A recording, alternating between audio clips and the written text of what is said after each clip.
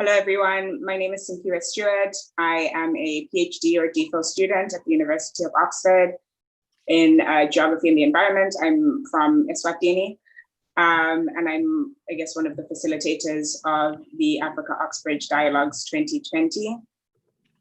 So we're going to go ahead and just get right into the dialogue for today, because we do have quite a substantial lineup of speakers, guest speakers, and of course we want to have an opportunity for everyone who's participating today to ask questions and to submit their comments. The proposition today is this House believes that abolition, not reform, will dismantle systems of racialized policing in a time of BLM. And so we get this proposition from the following notion. The murder of an African-American man, George Floyd, by Minneapolis police officers on May 25th, 2020, sparked renewed anti-racism protests by US-based advocacy group Black Lives Matter and solidarity groups across the world. While George Floyd is one of 104 other Black people killed by US police in 2020, including EMT Breonna Taylor, his death is described by BLM as a breaking point for immediate action to defund the police and to reinvest these resources in Black communities. The abolition of US policing presents new questions on developing systems of public safety, while the divestment from police forces offers an avenue through which to explore reparations. While several states, that's in the United States, have begun to enact reformatory changes, including banning chokeholds, reviewing no-knock warrants, canceling police contracts in schools, and diverting money from police departments to social services, many advocates have said this is not enough. In this context, Africans are forced to contend with the extent to which the abolition movement applies on the continent and what implications the answers present for communities at home and in the diaspora. So that is the proposition for today. We're going to take just one more minute to make sure that everybody who had registered and signed up for the call is on. We do also want to take the opportunity to thank the other co-facilitators of the Africa Oxbridge series. It is a collaboration between African and African Diaspora students at Oxford, as well as at Cambridge University in the UK.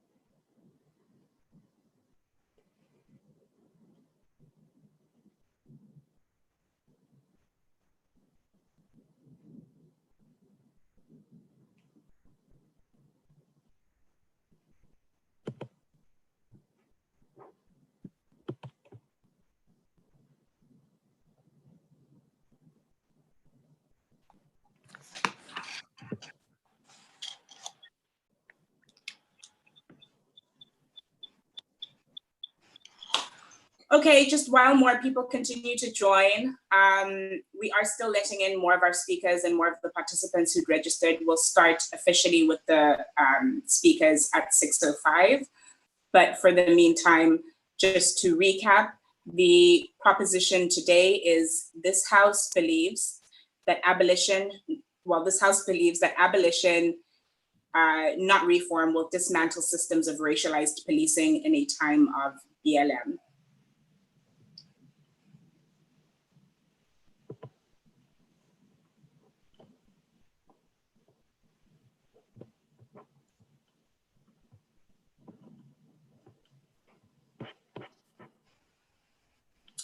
Good. We're going to go ahead with our first speaker today. Our first speaker is Chelsea Jackson. Chelsea is from the United States. She's currently at the University of Oxford, where she is studying towards an MSc in criminology.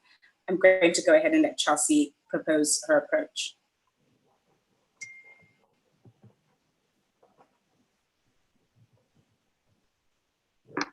Thank you so much, and thank you everyone for the proposition today.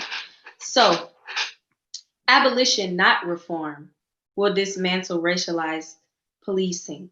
First, when we look at the word racialized policing, we must be clear that all policing is racialized.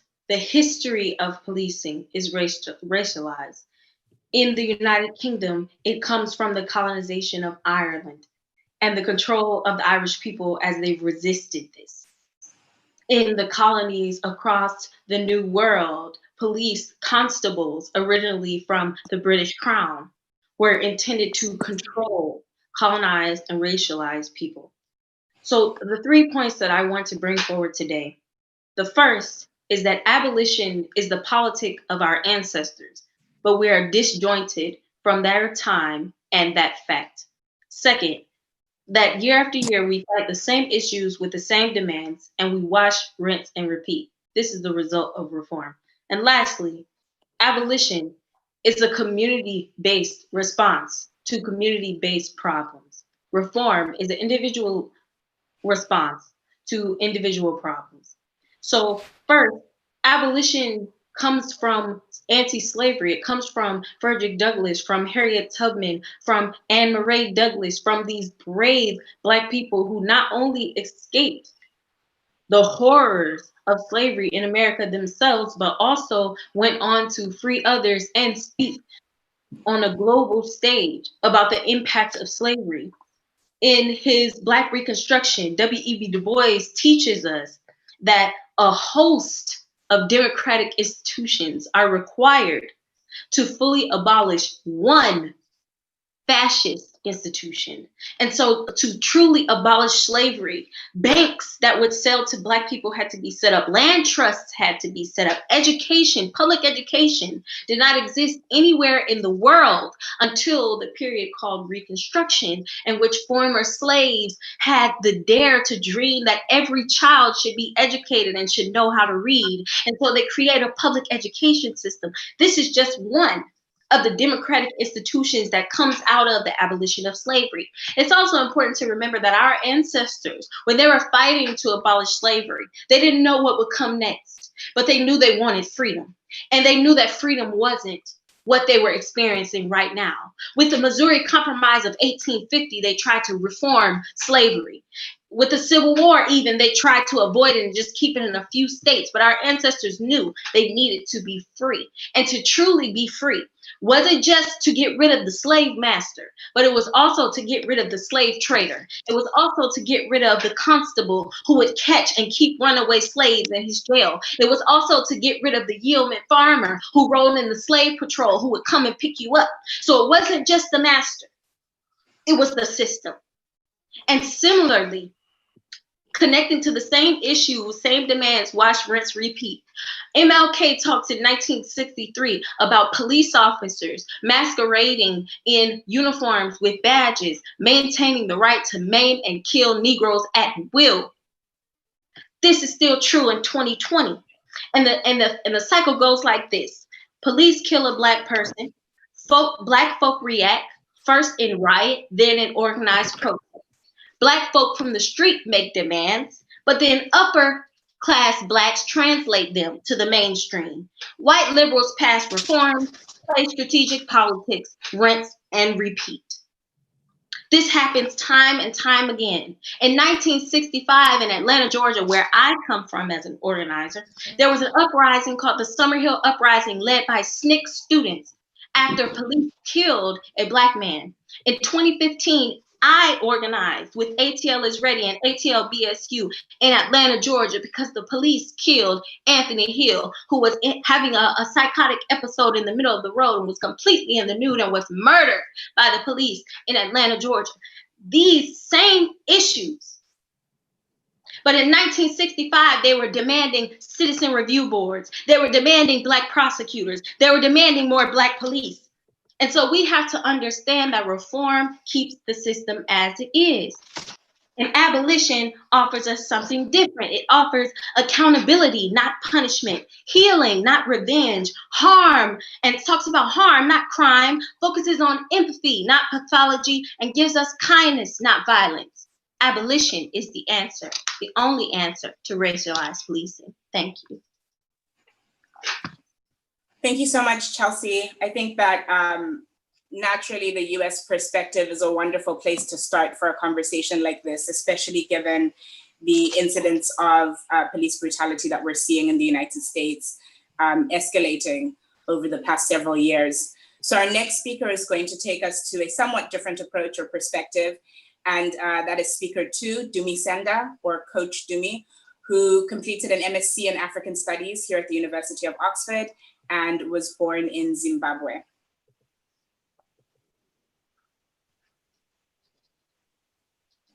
You are muted.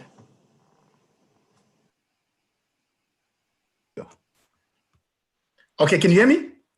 Yeah. Yes. Right, great. Thank you so much for the opportunity and for the perspectives already deposited into the conversation.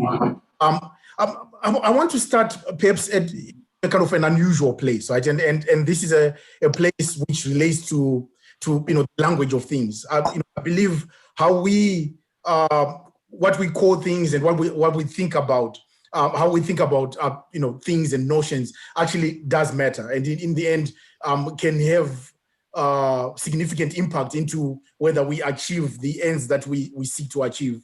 And the starting point for me is perhaps a bit similar to where the speaker started, which is about being clear about what we even mean by racialized police. But then I want to go a little bit further and also ask us to look at the terms, abolition on the one hand, as well as the term reform.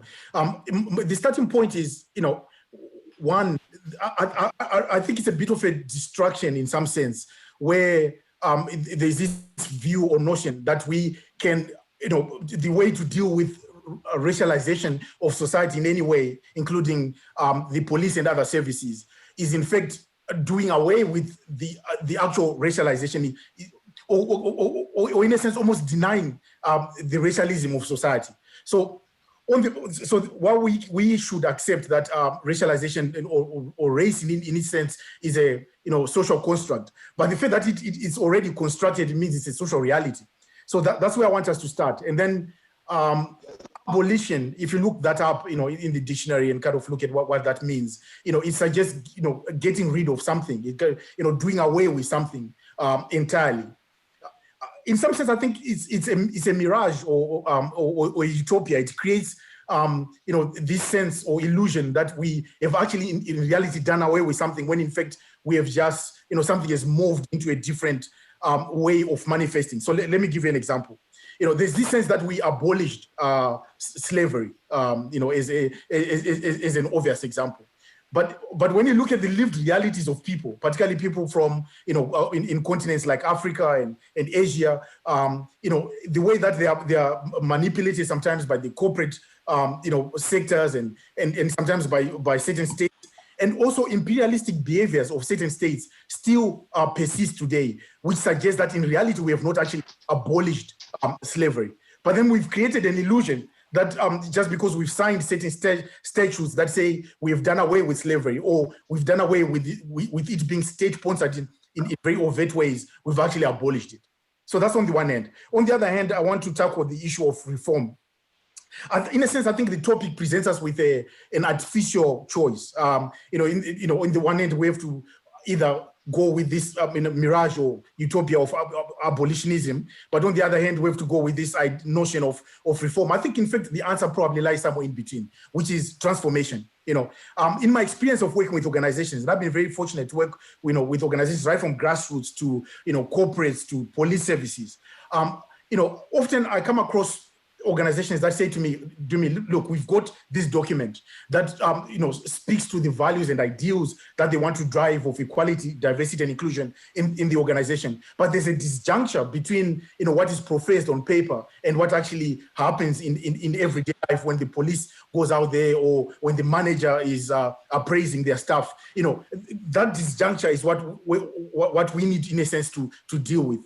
And I deposit and suggest that really a way of dealing with that is more transformation, as opposed to kind of the utopia of abolition, as well as the kind of sweeping under the carpet that reform gives us. Now, I want you to imagine a triangle, right? Think a triangle has 3 coordinates. You've got one coordinate which represents the structural aspects of an organization, society, etc. Then the other one is cultural, and then the third would be so structural, cultural, and then you've got I've lost my kind of thing. Structural, cultural, and direct, right? So what tends to happen with these conversations, particularly with the police, we tend to focus on the direct aspects. So what do I mean by that? When a police man stops someone, and racially profiles them and arrests them unfairly, or actually kills someone, what of course is right for us to push back at that and to fight that with all our zeal. But equally, it's important for us to also consider aspects that are a bit more invisible, a bit under the seams, if you like. And these are the kind of structural and cultural aspects. And these aspects are very mutually reinforcing. So to disintegrate them all, requires change of mindsets. It requires an intrinsic approach to changing, how we conduct ourselves in organizations, how we treat one another in society. But more than that, it's also now tackling some of those, processes, policies, the direct behavior, and in kind of concerting all those approaches. I believe that's where we can get the more equal, the more diverse, and the more inclusive society that we're looking for. So, I'll finish. Thank you, Jimmy. Abolition Unfortunately, the time for your initial proposition has passed. Okay. But Fantastic. Thank you so much for presenting that nuanced idea of the gray area, as it was, between abolition and reform, and your proposition on transformation specifically. I do want to remind those who are participating that if you would like, you can start putting your comments and questions into the chat. And then if they are directed at a specific speaker, we will be sure to make sure that that person answers your question. Our next speaker who's presenting their proposition on the topic is Gerald Emmanuel Aaron, who is an MPhil in African Studies at the University of Cambridge.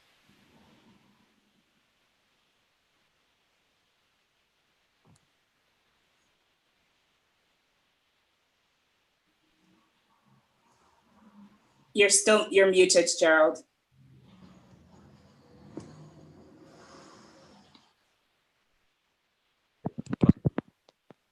Can you hear me now? Yes. Right, very well. Good evening to you all, and it's very refreshing to be part of this discussion. And in fact, in order for one to properly appreciate the reason or the need to whether abolish or reform the racialized police system in America, it is important to know where we're coming from, where we've gotten to, what has been done, and what has worked. That is the reason for which it is important for people to look at it from the so-called abolition of slavery in America from the 1965, when the 13th Amendment was ratified. Now, the 13th Amendment, which was supposed to abolish racism, unfortunately, did not abolish racism, but rather put Black people in a corner, or so to speak, where they were more subjected to dehumanizing situations. So we're meant to believe that the purpose of the police is to protect and to serve. Unfortunately, a critical and realistic historical analysis of it indicates that the rhetoric is in sharp contrast to the reality. So from 1965, when the Black Codes was implemented, most of the Blacks became subjects of police targets, where lots of Blacks were arrested, and as a result of the Black Codes, and because of the conditions that they were living in at the time, were unable to pay the fines, so serve some form of enslavement, worked for free labor. And all these continued through to the redlining, where Black communities were living in impoverished societies were denying lending, denying borrowing, and all of those. So when people or critics make the argument that Black people are susceptible to crime, it is very much unfortunate in that regard, because these systems have actually created the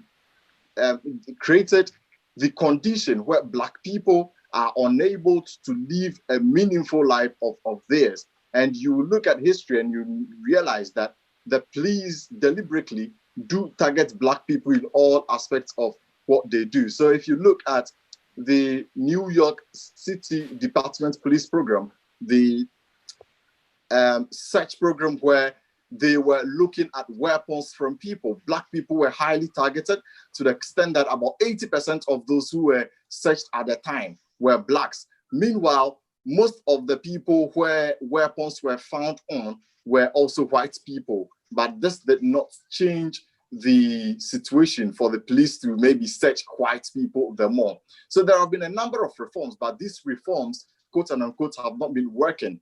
In recent times, looking at the hashtag 8Can'tWait, those reforms that are being proposed, most of these reforms have been implemented one way or the other, but they are not working. It is about time that we looked at different means of implementing policies that would rather combat the systemic racism once and for all.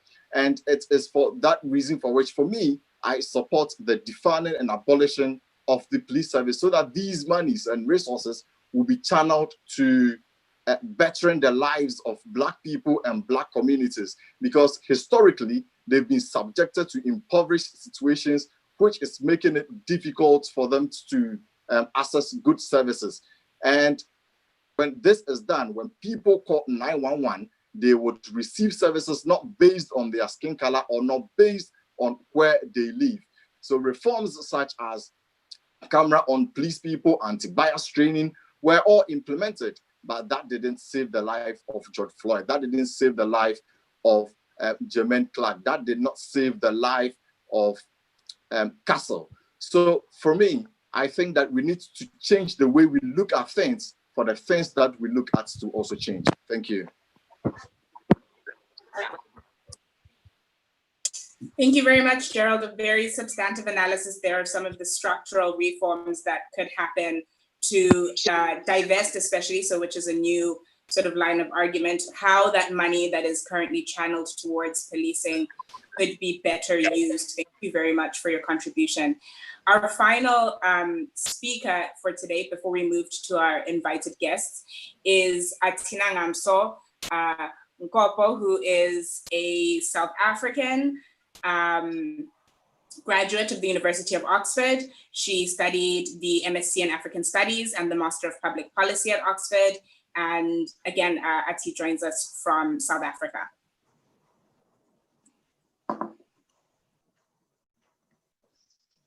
Thank you for the opportunity. Can you hear me? Can you hear me? We can just barely hear you, Ati. The network is a little bit shaky. Maybe try audio only. Is it better now? Can you hear me? If you turn off your video and try audio only, let's see if that works. Otherwise, we'll take the next invited guest and give you a moment to address the network. Okay, is it better now? Much better. Great. So I want to start with kind of how we become Black in the world, which is not just a matter of an identity that we appropriate for ourselves and understand as a cultural pre-conscious condition that we exist in, but it's a condition that's produced over 500 years of white supremacist history. And that condition produces us as Black now in the world. It produces what Sadiya Hadman calls the yet incomplete project of freedom, right? This wild exercise of imagination then comes as a result of a radical impulse, going all the way back to slavery, to abolish the structure that comes out of a white supremacist history. And that encompasses not just the police or policing by those people who the state imbues with the the apparatus of violence over citizens, but it constitutes the state at large. And I think the radical impulse that we are beginning to see that opens up the conversation for abolition is one that should extend beyond police and policing to address the state, insofar as the state is an instrument of brutal containment, of punishing force, of regulation, and ultimately, when it comes to Black people, of violation and the eradication of Black life. So it's a state that produces, through lawmaking, for example, a condition where somebody can walk. Okay, sorry about that. Unfortunately, the network is still acting up with Ati, so we're going to give Ati a chance to address her network. Temitope will help her to reconnect. We'll have the invited guests now, and then we'll try again for Ati to present her approach to the motion. Our first invited guest is Brian Kwabo, who is a Kenyan American and a graduate of the DPhil, or the PhD in history at the University of Oxford. Thank you, Brian. Thank you so much, Simpiwe and Temitope, for inviting me. It's really great to be here. There's so much to say about this, so I'll try to be quick. I think we all know about the statistics on police. I won't talk about that. What I want to talk about is to open the conversation a bit and broaden and talk about police around the world. Because some police are, racialized in the way that the US and the UK have them, and some aren't, right? But the police as an institution has some qualities to it that are very similar. And I remember first learning about this studying Marx and Lenin and the sort of Marxist tradition. And Marx, writing about the Civil War in France, the Paris Commune, he wrote about the genealogy of the capitalist state, of which the police are a part, obviously, quote, originating from the Middle Ages, there developed in the 19th century the centralized state power with its ubiquitous organs of standing army, police, bureaucracy, clergy, and judicature, or the courts. With the development of class antagonisms between capital and labor, state power assumed more and more the character of a public force organized for the suppression of the working class, of a machine of class rule. And that's a really useful way of theorizing the state, because it's very general, right? We could talk about countries in Africa and how the state and the police as part of the state in Kenya or in Ghana or in South Africa or anywhere else. We could talk about police forces in South America, in Asia, in the Middle East, in Europe, in the US. And they all really boil down to a machine of class rule. And that's why I think abolition is so important, because it's actually an anti-capitalist demand. That is to say, if Marx is right about the state as a machine of class rule, then abolition of the police is a push in the direction against class-divided society in general, because it's the police who are ultimately defending the interests of the ruling class of any country. And this is why reform hasn't gotten us any progress. There's a great quote from Miriam Kaba where she says, just think about reform. It means to reform. That is to recreate something. Why would you want to recreate a machine of class rule, particularly a racially oppressive one? And why is it that the police, function in the way that they do, and so on and so forth? Like, we need to get rid of this institution, because it's ultimately an oppressive institution at its core. And one way to see that very clearly is just ask yourself, why don't the police in any country walk into the residence of the head of state and arrest that person for corruption, for state violence, repression, and whatever other injustices that head of state is perpetrating against their own people, of which there surely will be a litany. It's because that's not what the police are there to do, right? The police are not there to walk into the White House and arrest Trump, or to walk into the Congress and arrest all the war criminals who sanction the vicious state terrorism, both at home and abroad, that I'm sure many of us are familiar with. So I'll just end by saying that I think abolition is a really important demand, because it's an anti-capitalist demand. As Angela Davis has argued, it's a Black feminist strategy that seeks to recreate something new, and countering the sort of carceral feminism that assumes that we can solve problems such as violence against women with punitive and police and prison type measures. And then, of course, when we think about the specificity of anti-Blackness and the history which Ati was speaking to of Blackness and of white supremacy, we just have another reason or another dimension of liberation that the abolition of the police pushes us toward, especially when we look at the history of state repression, COINTELPRO, the assassination of Malcolm X, Dr. King, so many African liberation fighters. And so just the last thing I'll say, which I think is really important, is to make a point about love, which we don't have a lot of time to talk about as much, but I think Black love actually can draw everyone into our common ancestral roots. And because revolutionary love can defeat anti-Black violence, as I think Saidiya Hartman said. So anyway, I'll stop there. A lot to say, but thank you so much for having us. Thank you so much, Brian. We'll go to our next invited guest now, who is Gilbert Omware. Gilbert is from Kenya. He completed an MSc in Comparative International Education at the University of Oxford.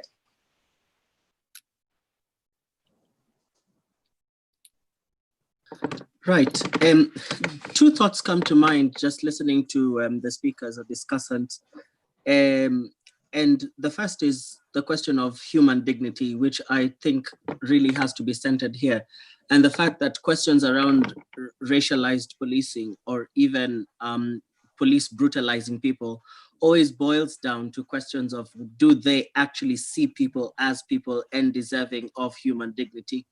And I think that that needs to be a central question in how policing is done. And to the extent that it's not done in a way that accords human dignity to every single person who essentially police are meant to be serving, then essentially it should not be happening as it is.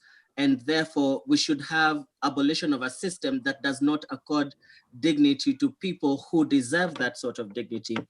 But the counterbalance of it really seems to be a question of power and who holds the instruments that direct and control the police. And how do you get to a position where you have a voice or a say in how policing is done? And I think this is the question or the battle on if we are discussing policing as an abolitionist or as a reformist, you really have to think about the power dynamic that is at play, the quote unquote instruments of violence that are at play, and how to redirect those instruments of violence or essentially abolish those instruments of violence and rethink a new way of implementing this. So I just want to say very, just towards the end, because I'm not gonna say so much, given that I'm not one of the key speakers, that you can't mechanize or philosophize the recognition of dignity into a system. If it was not imagined in the beginning, it's not somehow going to be worked into it eventually or through some sort of policy. No policy can rethink dignity where people are trained to see people as undignified or unworthy of recognition as humans or as animals of some sort.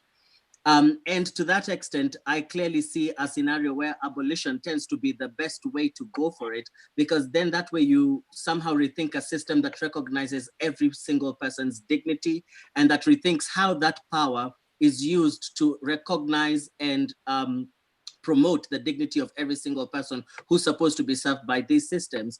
And so we should really be asking, who is policing for? Why is policing happening? And if, as the other discussants have said, it's really not centered around Black or the vulnerable people, then to that extent, then policing should be abolished and we should rethink ways of instilling dignity into it. That's what I've got to say. Thank you so much, Gilbert. So thank you both Gilbert and Brian for introducing this idea of a system that might be more, or that might regard Black people especially more as human. And obviously that is somewhat in contradiction with Coach Dumi's initial proposition that we can infuse these principles through reform. Our next invited guest is Sarah Michieka, who is from Kenya and the United States. She has an MSc in Migration Studies. Sorry, Sarah. She is a graduate of the MSc in Migration Studies at the University of Oxford. So I was really interested in this topic, mainly because I kind of came to abolition from the view of immigration reform as well as police abolition. And I think partially that sort of mindset for me came from, what exactly in the United States context, do the police do? Are they preventing harm? When you are wronged or when harm is done to you, how do they help you work towards accountability or, any form of justice? And so that's really how I started moving towards this idea of abolition. And I know that I think in July, I think there was the movement for Black Lives, and they tied the abolition of ICE and the DEA to a lot of their police reforms. And I started thinking more about, how these two systems kind of overlap heavily in Black immigrant communities.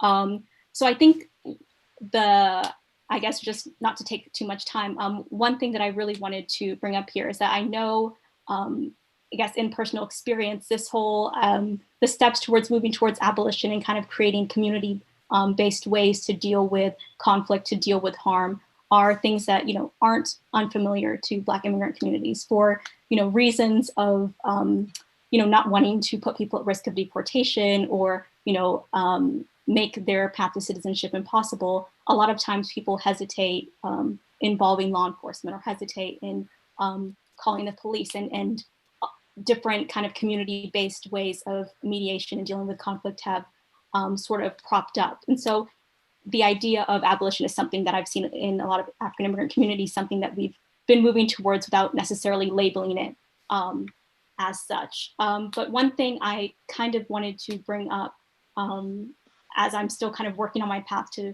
fully understanding where I stand on this is, how can we make sure that in the systems that we build to replace kind of policing, that we mediate our disputes and other ways of conflict resolution in ways that don't discriminate against certain members of our community. So as far as like community-based ways of mediation in immigrant communities, I've noticed that a lot of times there is this, I guess, bias against, in cases of domestic violence and sexual violence, and not wanting to involve police and not wanting to involve law enforcement, that ends up harming or treating, women in communities as sort of collateral damage. So I was very interested in kind of hearing more and learning more from the larger abolition movement on how we can ensure the safety of all members of our community.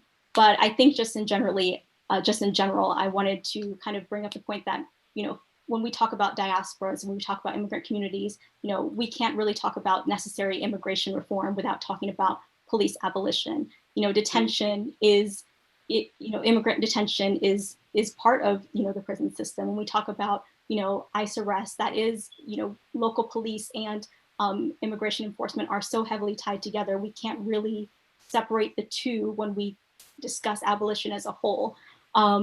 So yeah, I would be very interested in also talking about what steps can we take towards building solidarity between these movements and kind of understanding it as a whole kind of movement towards, fixing our system of justice and accountability. So hopefully I didn't go over time.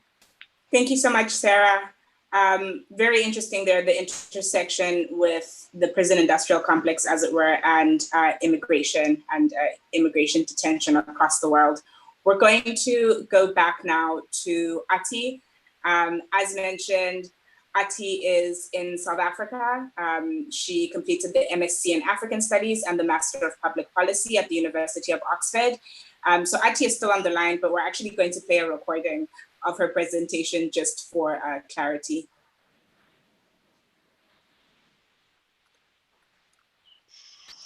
The abolition imaginary comes out of a 500-year-long history of white supremacy and structures for what we now understand as the state.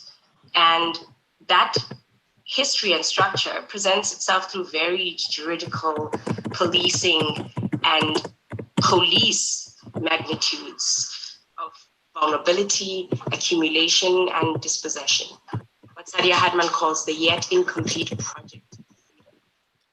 So that abolition ought not be thought of as only pertaining to the police, the physical body or apparatus of the state, but the state itself, insofar as It is an institution of juridical structures, of economic and financial structures, and of containment and force. As far as Black people are concerned, that state, the modern state as we understand it now, is an agent of punishing force, of violation, harsh regulation, brutal containment, and the eradication ultimately of Black life through juridical instruments such as jump warrants, which have the contemporary version of no-knock warrants, which we can see at work in the case of someone like Breonna Taylor, where the police can just come in and do whatever they please, visit any form of violence on the Black body.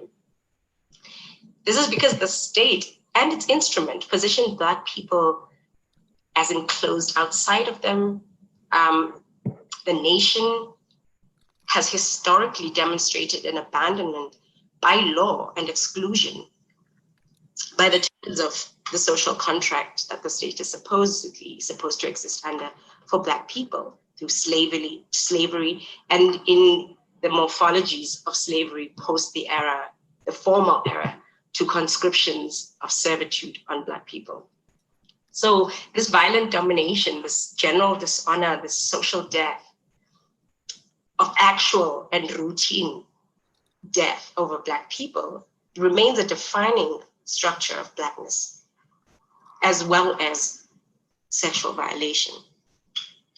The radical impulse is resistant to conscription through violence, production and reproduction, and the production and reproducing projects of the world. Freedom from the anomalous social formations of slavery, capitalism, extraction, and anti-Blackness.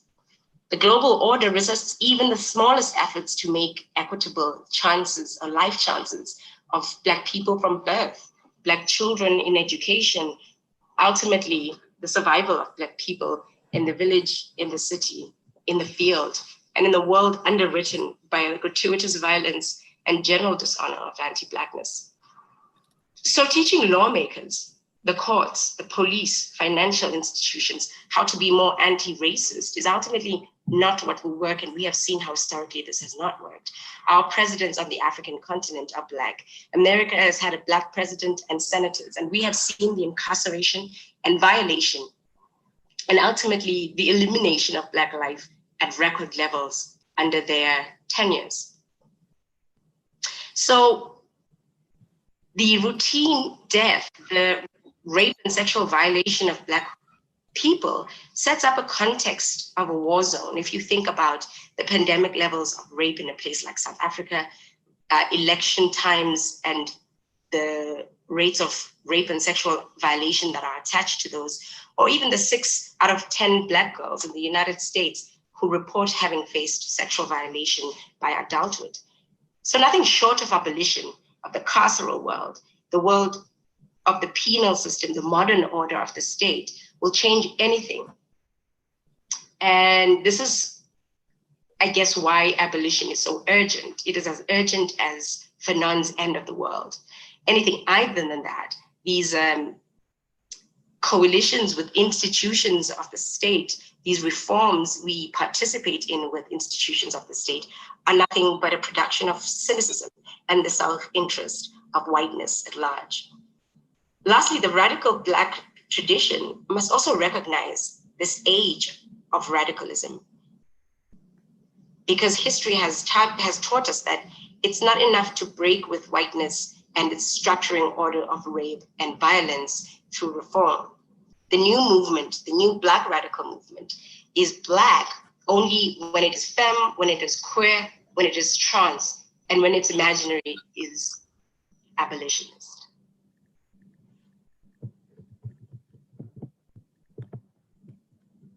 Thank you very much, Ati, for your remarks. Very substantive as usual. And I hope, as we see, the chat section is quite vibrant. I hope that Ati's remarks have given everyone a lot to think about. And so we are going to yield the floor now to the participants to ask questions, give your comments, share your perspectives or your praxis on abolition versus reform from your vantage point. Temitope is going to take over the rest of the session, but thank you so much to our guests and our speakers. Thank you very much, Simpiwe. So my name is Temitope Ajileye. I'm a third-year DPhil student in computer science. And I'd like to thank all of our speakers and invited guests for situate the debates in historically both in the continents, in the African continents and the diaspora. So we are going to take questions by raise of hands and also by reading through the chats. I see that some conversation has already been going on there. Please, whether you want to ask a question or make a comment, try to keep it under a minute so we can give a chance for as many people as possible to speak. So we have a Lyeyinka, are you there?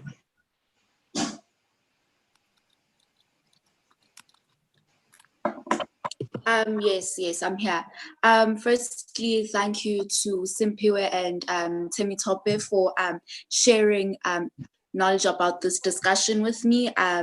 Thank you. I think discussions like these are those that are actually going to take us forward in really understanding the kind of world that we want to create and the kind of world we'd like to live in. And so I was asked by Simpiwe to first share my experiences, as well as share my view on abolition versus reform.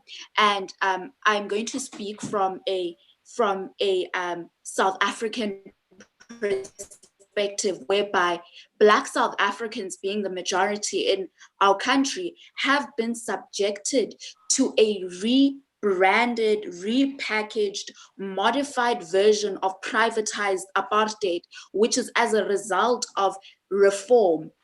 And the policing system here is still heavily entrenched in anti-Blackness, which stems from our history, whereby the apartheid government came up with an ideology called Swart Gevaar, which when translated back means Black danger, which fed the idea that Black people are dangerous and Black people are a threat to society and their own communities. And that is what we see today in the manner in which, in a country whereby you have a Black government, Black people running the country, running the operations of the country, in a country which has a police force with a majority of Black cops, you see them still abuse Black people and have no regard for the Black life. And we've had several people who have died at the hands of police and at the hands of the military during South Africa's lockdown during the pandemic. And it's as a result of reform, and reform doesn't allow for the system to be torn down. All it does is it rebrands it and restructures it into something else that is new and keeps us blindfolded of the real and harsh effects that the system has on Black lives.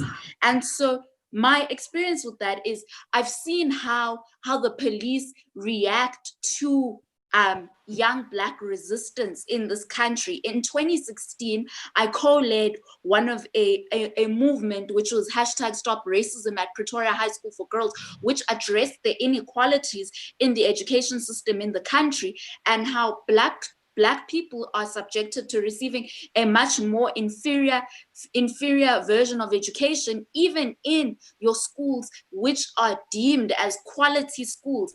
Black children are still subjected to being in an inferior position in those schools. And so the response that we got when we protested, we got the response whereby there was a private security team that was hired, and the security team was armed with guns and dogs. And at the time, we were a group of minors, a group of underage Black girls who was simply asking to be treated equally in a country where they are the majority. And that was the response that we got. And we've seen that happen. It's a constant cycle that each time young people resist inequality in the country, the response that they get is one which is violent, which comes from the police. It's one where they get a response whereby they are threatened with arrests, which is what happened to us in 2016. We were threatened with arrest, and they're intimidated and victimized, and they get a response whereby police are armed and they intimidate them with that. And we've seen that cycle constantly happen, and which is why I feel that abolition is so urgent in the current society that we live in, or else we're going to continue to see the cycle whereby a Black person is murdered and then we resist, but nothing actually happens. Nothing tangible actually changes. And so the reason why abolition is so urgent is because thank you, Zuleika. Oh, sorry. Let me just conclude. I need to. The system isn't broken and doesn't need to be fixed. It needs to be torn down. So thank you for allowing me to share my views. Thank you for sharing your experience coming from South Africa with us. Maybe if you have time, we might discuss that more as the call goes on. I'd like to call next Lyeyinka, and after Lyeyinka, Trevor, could you ask your questions one after the other? Okay, thank you so much, Temitope and Simpe, for your excellent coordination, and thanks for the interesting presentations and passionate presentations from all our speakers. So I have a question. So my name is Iye. I'm a PhD student in sociology from Nigeria.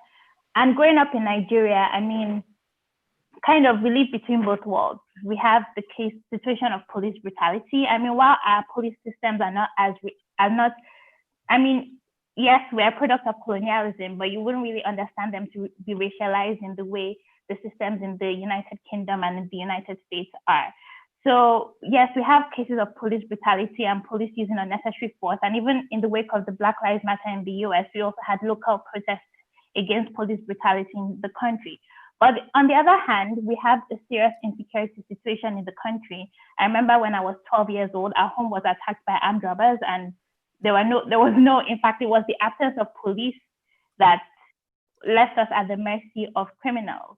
And then on the other hand, you have local communities who have had to form local vigilante groups in places where there's Boko Haram terrorism, in places like in Southern Kaduna where there's crisis. So my question is that we still live in a world that is broken, and in a world where, unfortunately, there's need for law enforcement. So if there is the abolition of the police system, or maybe I'm not getting it clearly, what alternatives are going to be in place to ensure that people are going to be kept safe? So that's my question to the panelists. Thank you. Thank you very much. Trevor, can you go next with your question? Hello, everyone. My name is Trevor from Kenya. I think I had a similar question, just kind of along the same lines. Just thinking about policing on the continent, and specifically when I talk about Kenya, when what's her name? Sorry, Suleika? Yeah. Suleika was talking about the racialization of the police force. I think ultimately, as Brian has rightly put it, it's ultimately a class issue.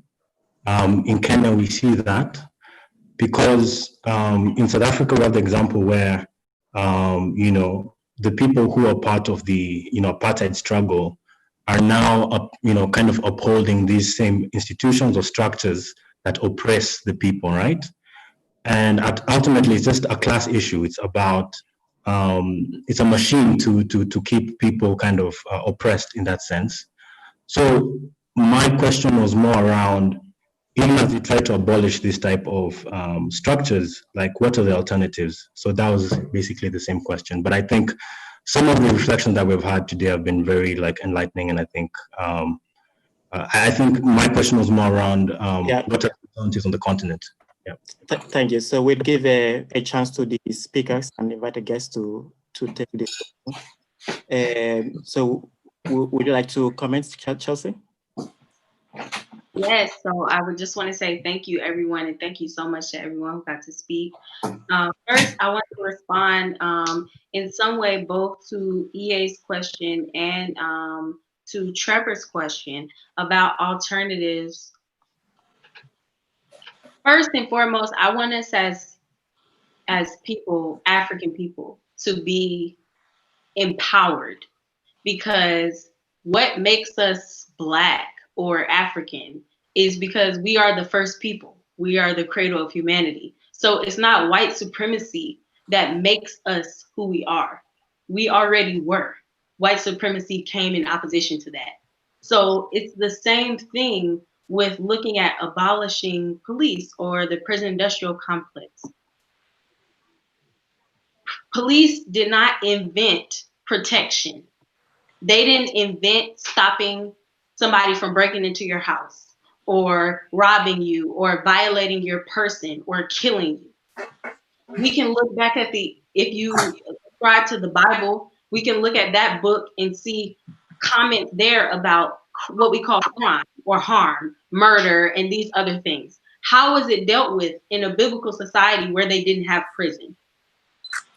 So then we can go even further back and look at the Kemetic and what's being called Egypt and the Northern African empires and the Ma'at laws and how they had laws and judges, but they didn't have any prisons. When we go back and look at the temples and the Giza of Mat, and we can see the marketplaces and we can see the schools, but we don't see any prisons.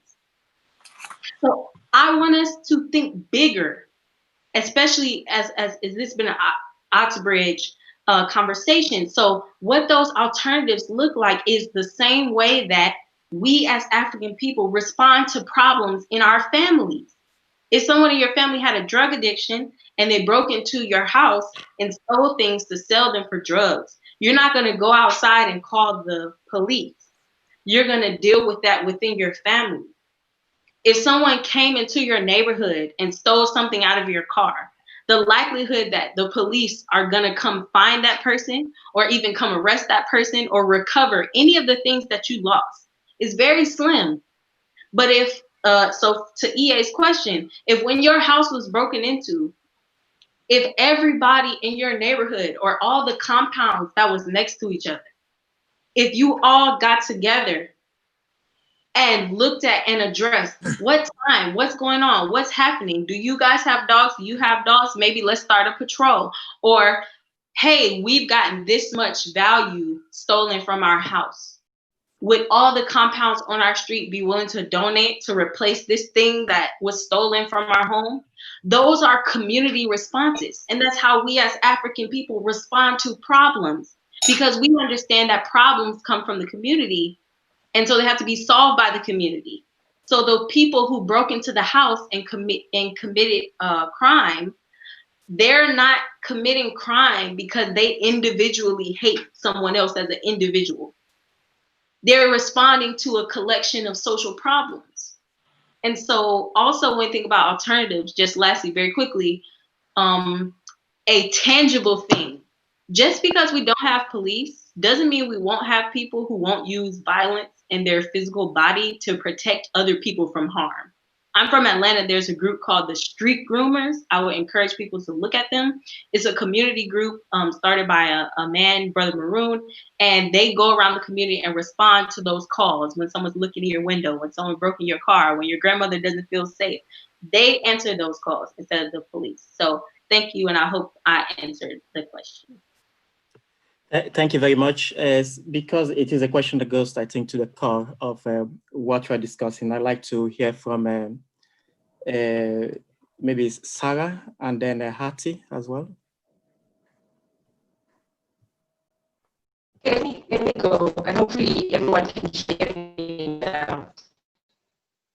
The idea that, Boko Haram, that rapists, that criminals are abated under the current status of the state and its juridical and policing force. It rests on a set of assumption logics that don't apply to the Black person. Apologies, Atim. I think the audio is still bad. Okay, Can you record send my it? response. Yeah, record it and send it to me as before. Sarah, would you like to comment on this? So the question is, what an alternative looks like?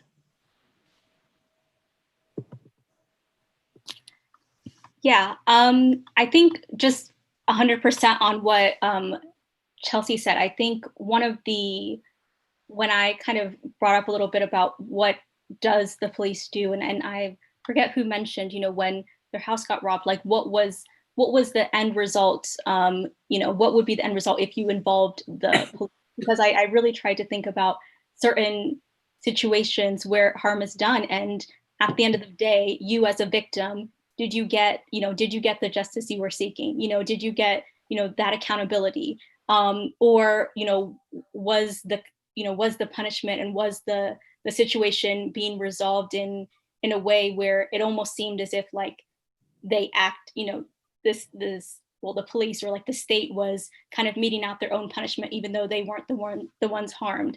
So I think that one of the things that kind of really pushes me towards, you know, abolition and kind of building, I don't know if we're kind of discussing the idea of like restorative justice, is kind of centering, you know, the victim and who caused the harm, and figuring out ways to actually, you know, resolve it in the way that, you know, the victims would like to have, you know, justice, and would like to have accountability. And I think, I mean, I speak, you know, just in the situation of when I ask the question of how are we going to make sure that people are not discriminated against in these community processes that we build. I was speaking to, you know, kind of the issue of domestic violence and intimate partner violence in immigrant communities, and how can we make sure that the result is one that, you know, is something that we would consider, or the victim would consider, you know, just, and in the result they would actually want. And so I think as far as alternatives, the current system is not, you know, who is it serving? It's not providing anything it's not providing what the victims want. And it's not providing any sort of rehabilitation to those who cause the harm. So who is it serving, and what exactly does it do well? And when you can't really point out what a system does well, you know, when you're saying the police show up after the harm is already done, or they're not doing anything to resolve it, and they're not doing anything to prevent it, then what exactly is the purpose? So that's kind of, I guess that's my comment on that. Thank you, Sarah. Gerard? So if we talk about abolishing the police system, really, it's not the case that we are against or law enforcement, right? But if we're saying that the police is supposed to provide protection, but in reality, what they're doing is rather posing insecurities to some people, then what is the essence? All right. So this is what we're saying that needs to be abolished, to rather implement a more community care system where the people would be friendly towards each other. And when you invest in the social and economic lives of the people, you wouldn't expect them to perpetrate certain crimes that they do engage in. So again, on the African continent, you realize that most police systems, or the way in which policing is done, was inherited from the colonial system. So in Ghana, for instance, there was a 1948 riot where X-men from the Second World War were demanding better conditions of service and were marching to the castle. And these white policemen, having heard them, people that were not armed, opened guns on them. So it is this form of policing that was transferred to the police in the post-colonial system, which is why even on the African continent, police are using force and are using brutal force in maintaining so-called safety, which we do not see. So this is what we're calling for to be dismantled, such that we will have a more friendly system, a system that will not pose insecurity to anybody, a system that when people meet each other wouldn't fear that am I going to lose my life here, or I would still have the chance to leave the next day. Thanks. Thank you, Gerard. We'll now listen to Hatie's response and then take the next round of questions. For me, the question of abolition is not a pragmatic one about what will we do, what will our alternatives be to policing. We have a history of the world which demonstrates that peoples are capable of creating institutions of protection and institutions that serve and defend them from harm without necessarily having the structure of the state of the police that we understand now. Conceiving of the police as a force that protects us against Boko Haram, against rape during elections in Kenya, that protects us against hijackers or criminals in a society like South Africa, where violent crimes lead the world, is based on a set of assumptive logics that are not applicable to the Black person, because it's crucial, the history of policing on Black bodies. Police as a modern force on Black bodies is not an American phenomenon, but it starts with the policing of slaves on the Cape in South Africa by the Portuguese and the Boers and ultimately the English. The policing and catching of slaves in Angola, in Guinea, in Ghana, in Nigeria. The reason why crime, violation, and sexual continent as well as the United States is because the policing system, the juridical order, the lawmaking, and the courts that we have are structured along a global order of crime and punishment, of policing and legality. And that system is one that is founded on slavery, racial slavery, modern racial slavery, which is indexed to the Black, who is Black on the African continent and Black in the United States as well. So I think the question of pragmatic responses is one that is easily resolved by a commitment to abolition whose heart is to secure and protect Black life. And the reason why abolition is, particularly in the new Black revolutionary movement, are so adamant and required so urgently is because of the harm that is visited on Black bodies, because of the violence that is visited on Black bodies, that is seated in a structure that no longer needs a white policeman or no longer needs a white judge, but whose structure, whose DNA is anti-Black.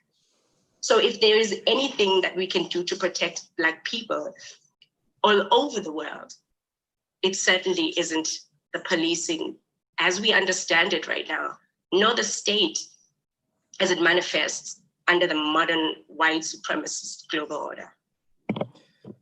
Thank you very much, Hati, for your reflections. So we'll now open it up again to the participants. I'd like to call Breya Johnson next, and then after Breya, Amiga Harris. Hi everyone, my name is Breya. I'm a US-based movement organizer with BYP 100. And I just wanted to kind of return the conversation to the topic of radical love and how it's a useful tool in abolition, because abolition is a form of faith. And I believe that kind of love is a form of faith. So thinking back to Black feminisms globally and like what a love ethic is, Black women have defined love very, very specifically. And the parameters of love have been defined as Black feminists, as liberatory, as expansive, and they use the Black radical imagination to think about how we can enact love on our communities. So returning to the Black radical imagination and love, I think is how we get closer to what are our alternatives to policing, because they're not even alternatives. They're what we already do as the states continue to fail us every day. It's how we care for each other and how we have survived through generations. Those are all the acts of love and the commitments to our community and the commitments to eradicating anti-Blackness. So I think a better analysis of radical Black love will also help us when so many agents of the state, even in the US, have a Black face now, right? So it's not enough to just love Black people. It's actually, you have to love them enough to actually want to improve their material conditions, to actually want to get to the root cause of harm. And that's what Black feminism sums is telling us. And so I think that helps us in figuring out what do we do, because it roots out what we shouldn't be doing altogether. So I just wanted to say that. I don't really have a question, but if anybody wants to talk more about the Black radical imagination, I would love to hear that. Thank you. Alice, and then we'll give time to the speakers. Thank you, Temi. Thanks to all the speakers for their insightful contributions. My name is Alice Amega, a PhD student in education at the University of Cambridge. And I have a number of questions I would like to pose to our speakers for today. And my first question is, who do we perceive or who do we suggest as responsible to ignite or to take charge of the abolition that we are seeking for or calling for? That's my first question. My second question is, how do we perceive such an abolition that we are calling for to take place? In what forms do we want such an abolition to reflect itself in our communities and our societies and globally?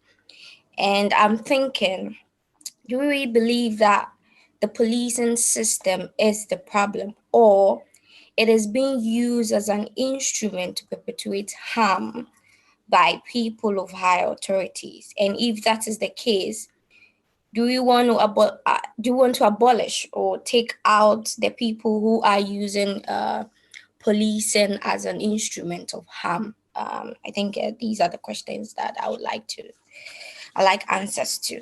Thank you.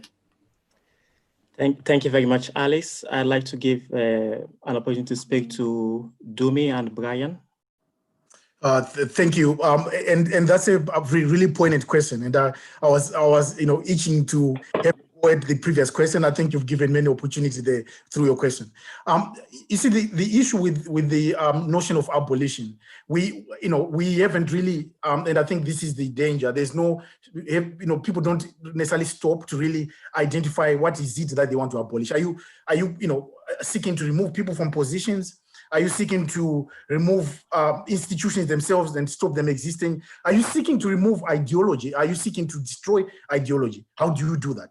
Now, let me just remind you that as we're going through COVID, we've just seen how the health system is let down Black people right across the world. We've seen how, in fact, I would go as far as saying in some instances, he has perpetrated injustice against Black people.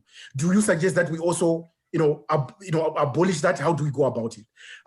In fact, I think those who've argued for abolition and gone on to speak about some forms of change in society, drawing on our cultures like Ubuntu, etc.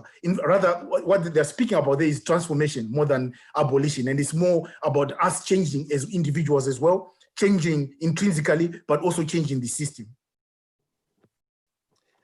Thank you very much. Brian, would you like to comment on that, on radical love? Yeah, I shared a little comment in the chat about it. So, and I don't feel like I'm extremely well versed in it, but I think that it's important to, I think it's important because it points us in the direction of emotion and the wisdom that emotions contain, and the role of healing and emotional healing and healing from trauma, because so much of the systems of oppression perpetuate themselves because of the unhealed hurts and wounds that we all carry. So if you want to make it really simple, there's that phrase, hurt people, right? Like if you're hurt, you're probably going to hurt someone else.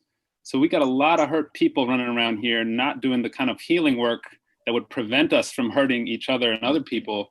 And so when someone gets hurt and you send in police, that's just like adding fuel to the fire, because the police are all themselves, part of a system that is hurting inherently. And then I just wanted to shift to answer the other question that came up about who. It was something to the effect of who's responsible for abolition, or something like that. And I think this is where it gets a little bit kind of scary, because we are responsible for abolition. It's not something that we can just demand of somebody else, like a politician. or a government, because again, the police are part of this larger state apparatus. The police, the prisons, the courts, the military, they're all part of this larger state structure. And historically, that it has been us. It has been, when Chelsea said abolition is the politic of our ancestors, that's right on. Because before there was an abolitionist movement in the 19th century to abolish slavery, unofficial, with white voices in it, there were the Africans who just resisted on the slave ships and rose up and overthrew, and took over ships and blew up ships. And there were Africans on the ground in the anti-colonial movements, expelling the European colonizers.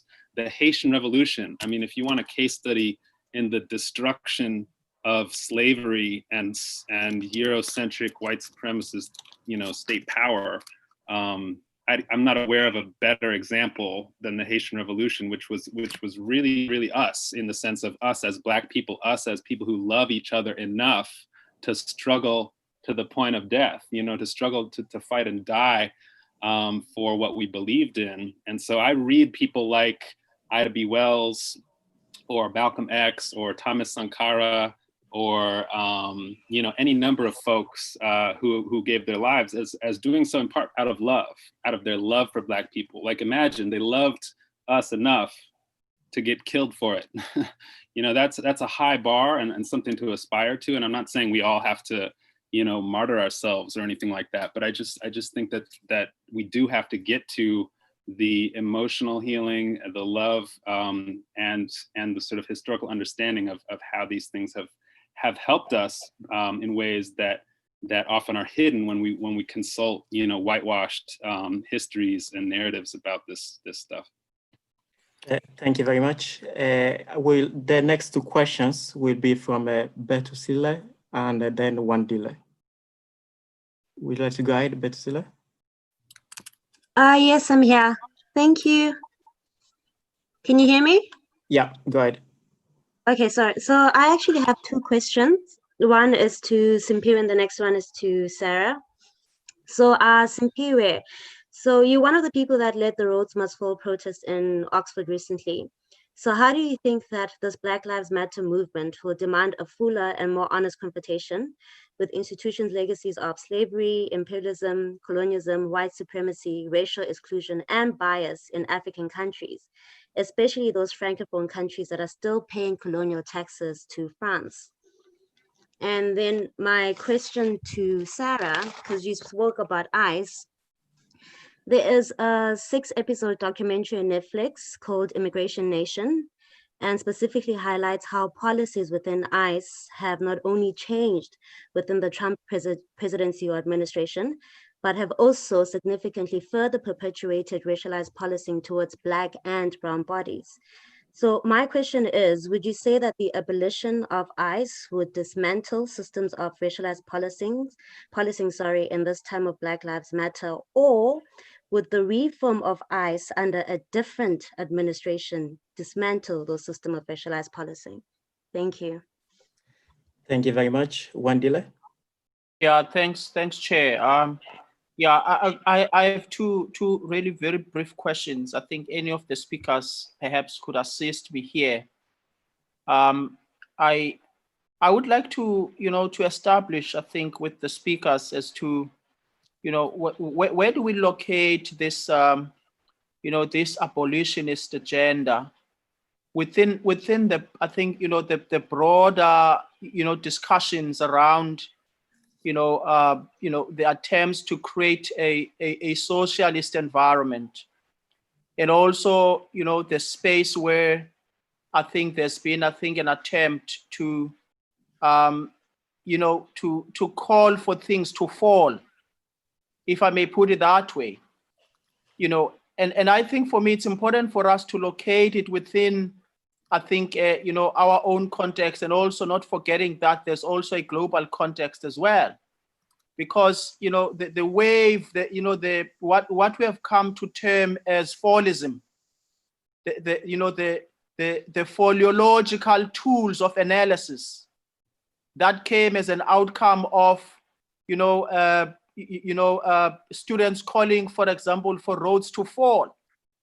Then fallism, or the philosophy of fallism, emanated from that discussion that there are certain things that must actually fall, not just within national boundaries, but globally.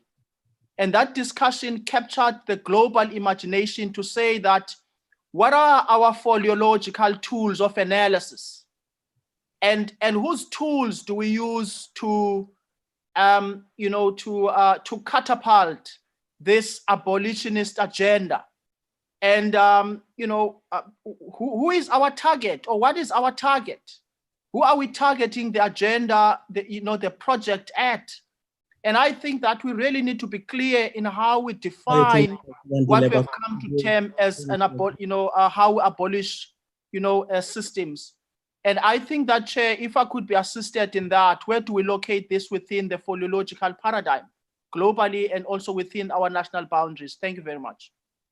Thank you very much. I think both the questions from Wandile and Betsile, probably Chelsea, you can answer that, and then we'll give a chance to Gilbert or some other speakers to come in.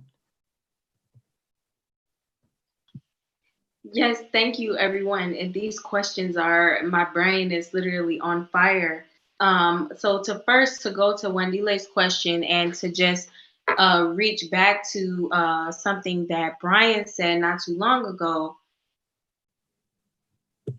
that as Black people, we are bigger. Our history is much longer than the history of 500 years of slavery. And so abolition being the politic of our ancestors, we could use abolition as a stand-in word for freedom. So that's why I was saying to Coach Toomey in the chat that, you're saying transformation because transformation feels more tangible to you than the word abolition. That's okay. Freedom felt more tangible to my great-grandmother, who would have been a slave, than the word abolition. It wasn't about abolition for her. It was about freedom, right? And so I want to be very clear that on a personal context, especially with what Bria brought out about radical Black love, that also abolition, it's okay for it to feel different to every person. Because the idea of what it means to be free looks different for millions of slaves, because we're all human beings. We all have an individual idea. If somebody asks you to define democracy, there's a million different words and combinations you could use, but you know exactly what democracy is not. So when we talk about abolition and we're trying to wrap our mind around it, I really want us to think of other huge concepts like democracy or love.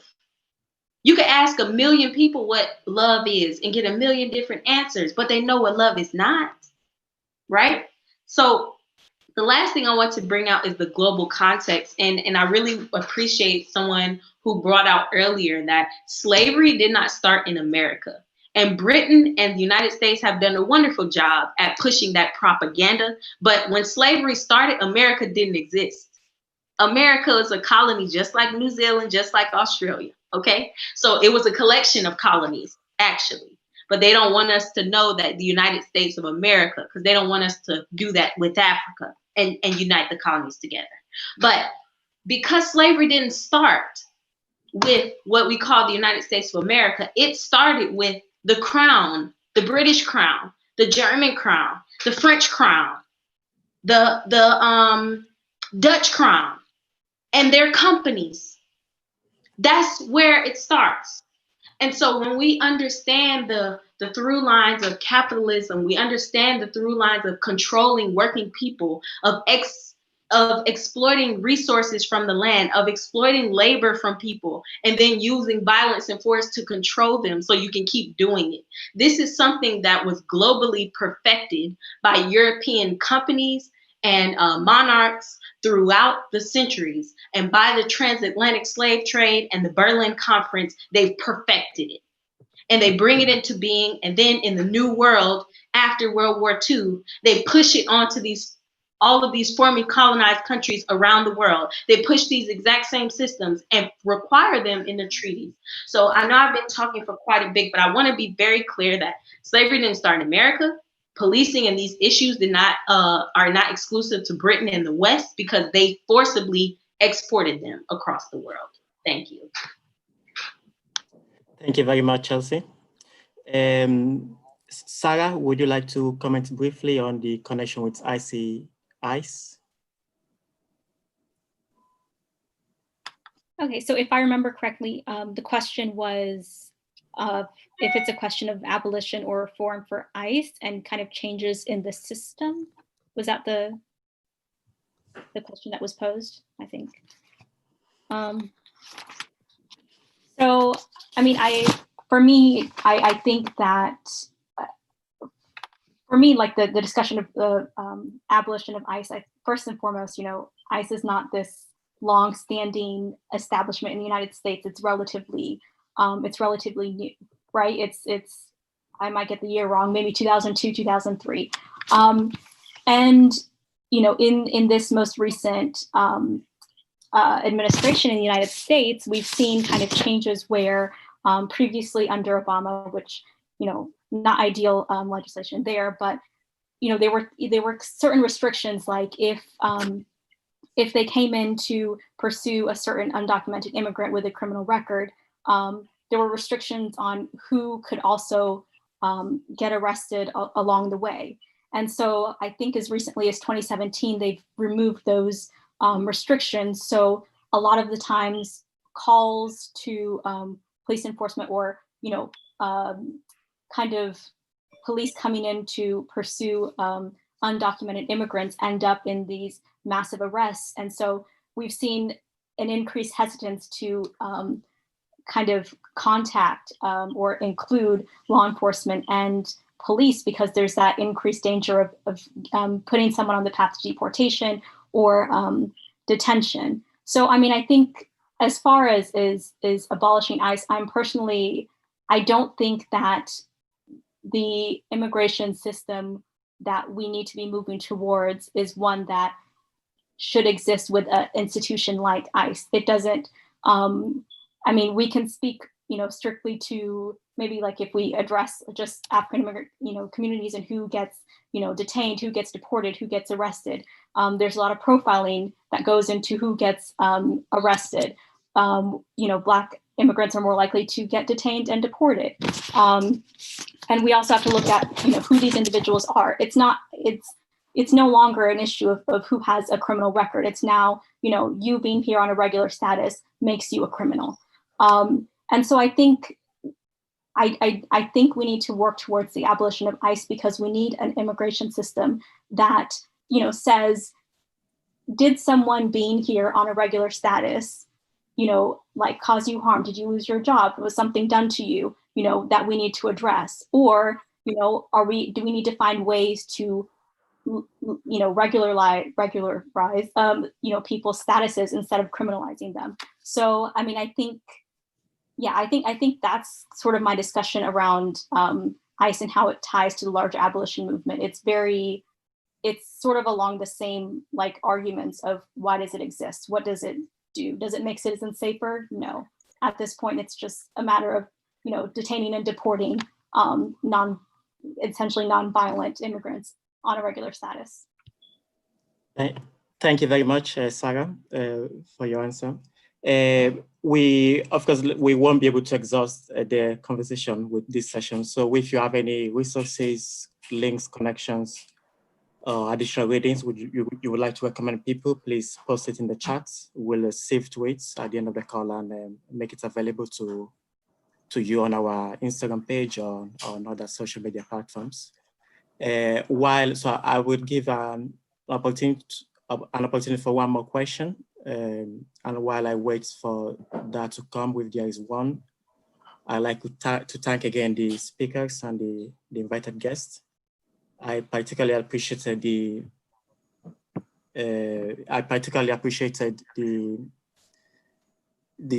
calling our attention to the fact that alternatives are already there. We don't need to imagine something that does not exist. There's already an history of existing without policing.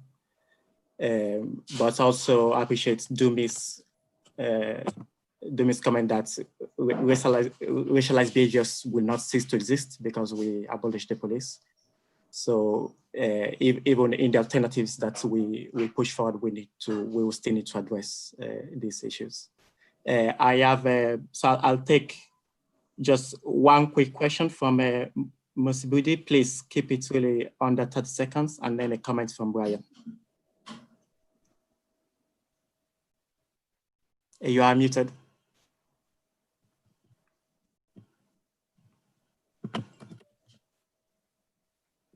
You are still Musibudi, you are still muted.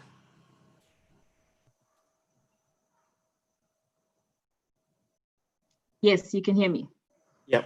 Sorry, yeah, thank you so much. I just wanted to ask a question regarding the idea of Black love and also just communities taking it upon themselves to institute justice in their own communities.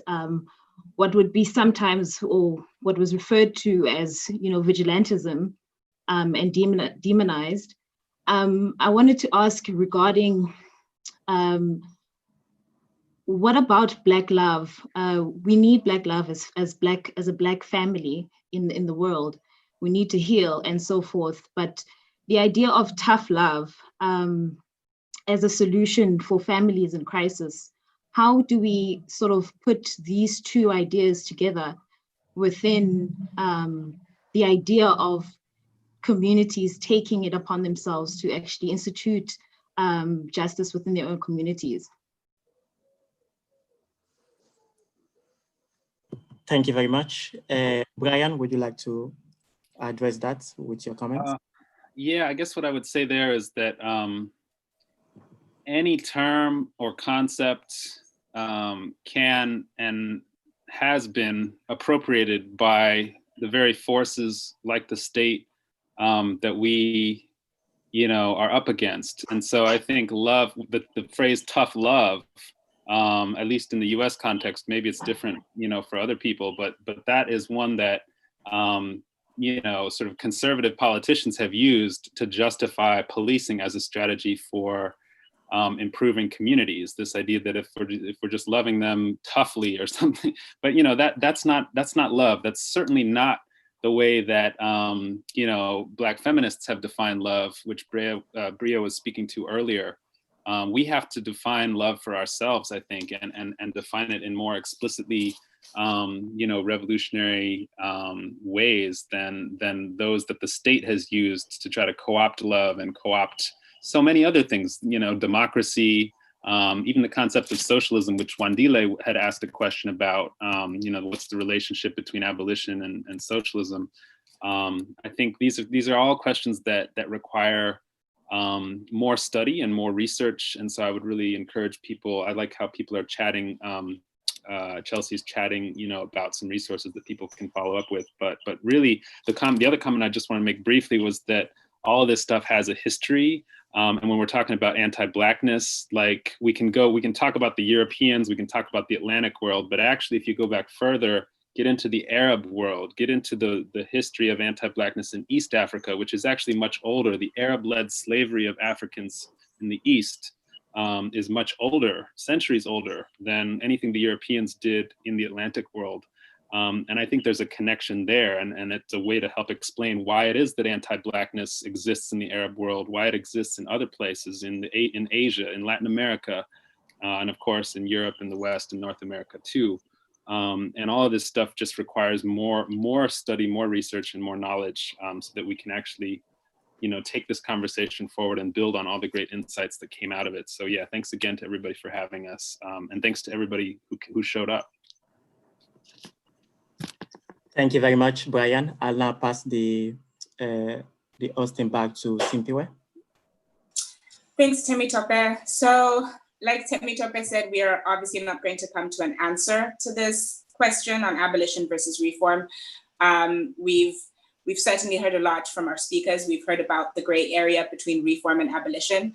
On abolition, we've heard about how looking back at world history, using humanity and radical love, as well as addressing systemic inequalities, can create a forum to reimagine how we mitigate harm, to build accountability and ensure justice.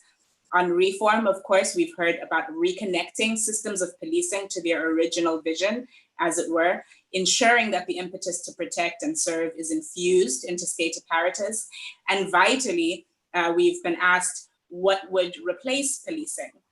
The core of this conversation, obviously, and what problematizes it is what we mean by abolition, what we mean by reform, and really what the aspiration is that we share for a global community that upholds human dignity and protects the most vulnerable. We are going to close this session, but we have two more. One that I think intersects and follows on very well from this on racism and whether Africans on the continent are apathetic to racism in the diaspora. And our final conversation next Sunday will be on technology as colonialism. As always, you can watch and share a recording of this conversation on our YouTube, and we welcome more comments and ideas on the Africa Society pages of the University of Oxford and Cambridge. And you can also find us on Instagram at Africa Oxbridge. Thank you all so much for joining. Thank you to our speakers. And of course, thank you to our wonderful facilitators, graduate students from Africa and the African diaspora at the Universities of Cambridge and Oxford. This is obviously a first of its kind engagement. And so we're very excited to see what we can do with this platform. And that's the end of our conversation today. Thank you. Thanks, everyone. Thank you. Brian, can we be friends? Sure. All right, lit. I like your politics. Thank you. Let's connect on social media platforms. Link. Yes, of course. Yeah, fantastic. Yeah. Cheers, guys. Cheers. All right, Cheers. take care. Bye. Bye.